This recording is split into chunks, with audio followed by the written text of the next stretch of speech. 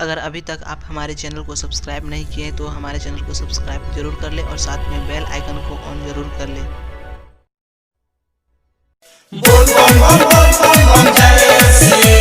बोल बम बम बोल बम बम जय श्री डीजे चक धमके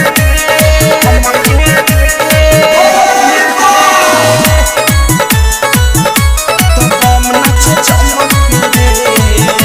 कि डीजे चक धमके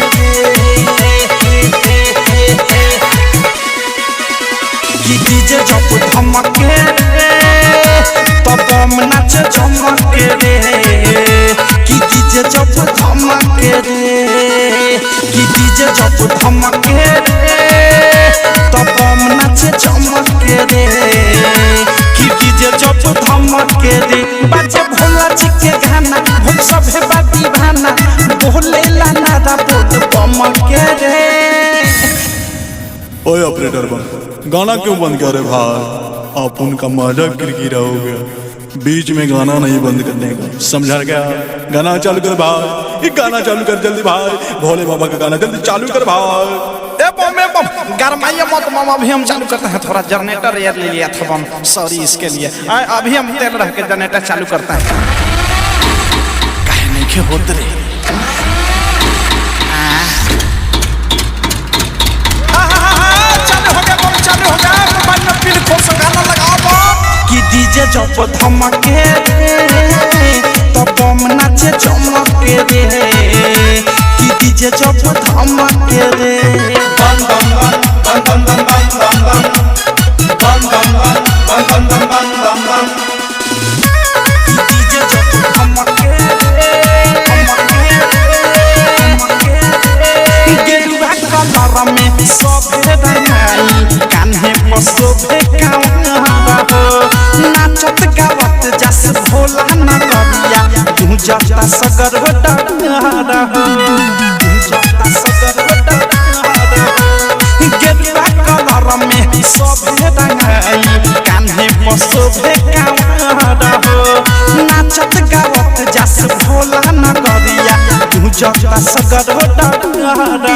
माथे बांधी के पगरिया जो झड़ी के गगरिया भुला के सभे अपन गम के रे कि डीजे जब धमके रे तो बम नाचे चमके रे कि डीजे जब धमके रे बोल बम बम बोल बम बम जय श्री बोल बम बम बोल बम बम जय श्री कि डीजे जब धमके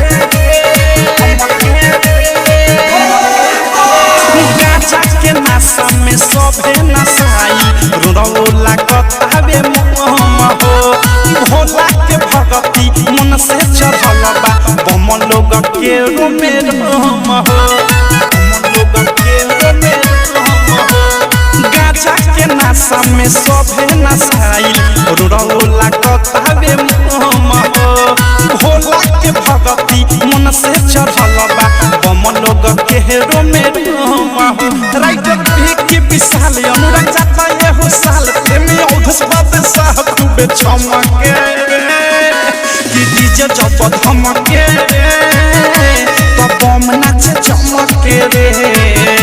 कि डीजे जब धमके रे कि डीजे जब धमके तो बम नाचे चमके रे कि डीजे जब धमके रे कि डीजे जब धमके तो बम नाचे चमके रे